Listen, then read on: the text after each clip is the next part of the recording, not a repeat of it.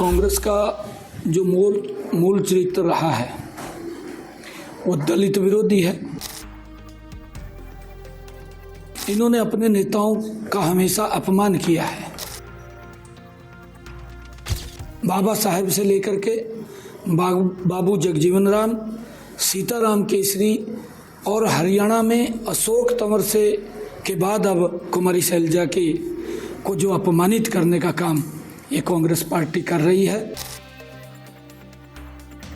कांग्रेस का जो मूल चरित्र रहा है वो दलित विरोधी है। कांग्रेस का अगर इतिहास उठा करके देखें, इनका दलित विरोधी चेहरा बेनकाब होता है। इन्होंने अपने नेताओं का हमेशा अपमान किया है।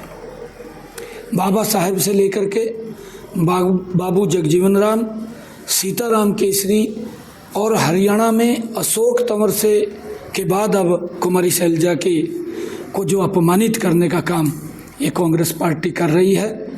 अब ये अपने दल की नेताओं को भी नहीं बख्शते। जो कांग्रेस के अंदर जो दलित नेता थोड़ा अपनी मेहनत से ऊपर उठता है, तो कांग्रेस का ये करैक्टर, ये चरित्र रहा है जो पूरे देश के सामने है कि उसने उसको नीचे कुचलने का काम किया है।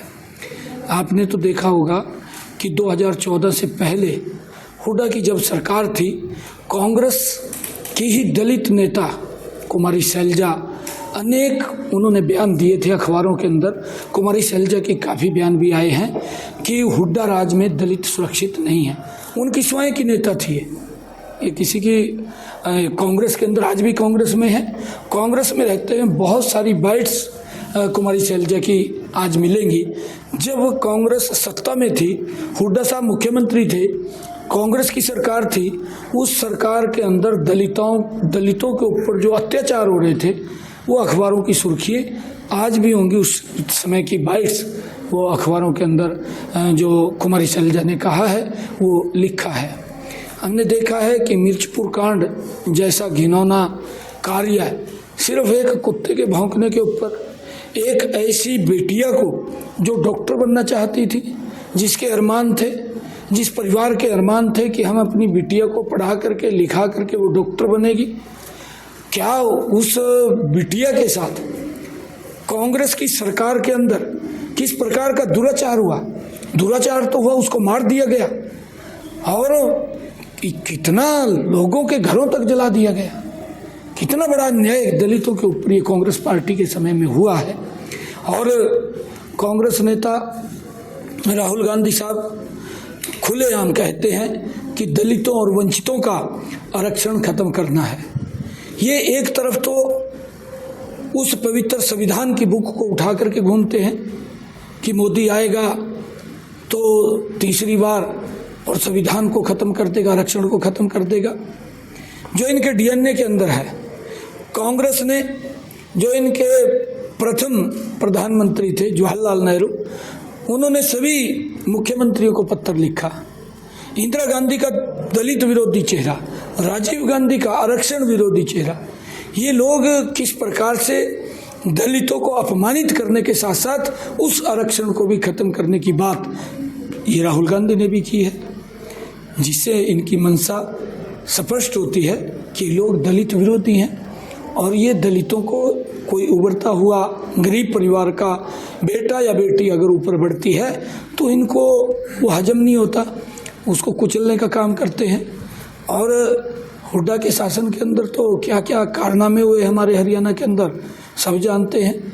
चाहे मिर्चपुर कांड है, गोहाना कांड है, दौलतपुर कांड है, बगाना कांड है, कितने कांड कांग्रेस की सरकार के अंदर हुए हैं। ये कांग्रेस पार्टी दलित विरोधी है और इसका नकाब अब प्रदेश के सामने, देश के सामने कांग्रेस का वो दलित विरोधी चेहरा सामने आया है। दुर्भाग्यपूर्ण है। सर, भूपेंद्र सिंह हुड्डा अपनी बहन बता रहे हैं अब तो उसको, कुमारी शैलजा। ये पहले बता देते, आज क्यों बताने लगे?